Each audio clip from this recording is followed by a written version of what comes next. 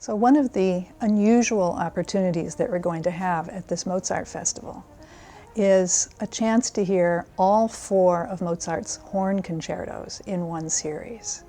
Now, the horn concertos are all connected with a particular person and friend of Mozart's named Joseph Leutgeb. Leutgeb was obviously a wonderful horn player. He was born in 1732, which makes him quite a bit older than Mozart. And in fact, 1732 was the same date that Joseph Haydn was born.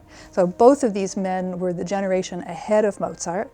They were people that he looked up to, but also befriended. Mozart knew Leutgeb from the time that he was a boy. And obviously they became good family friends and colleagues.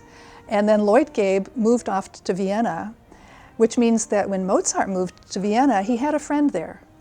And it's clear that they were in close touch, and it's also clear that Mozart had a lot of respect for Leutgeb as a musician, because when Leutgeb asked him for concertos, Mozart was actually very happy to write concertos for him.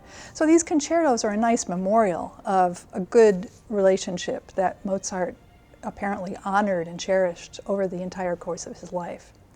And the manuscripts of these horn concertos also tell us that they had a very teasing and humorous relationship.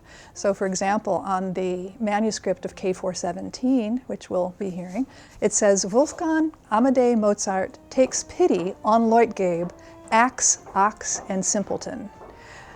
So we can sort of hear Leutgeb laughing in the background.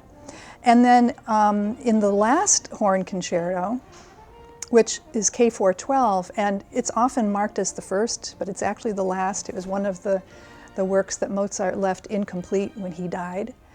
And in the rondo of that one, he wrote little messages to Leutgeb all the way through it, like, Leutgeb, pray for help, or oi me, or breathe. So obviously he had a lot of sympathy for the very real struggles that a horn player had in order to play his instrument well and effectively.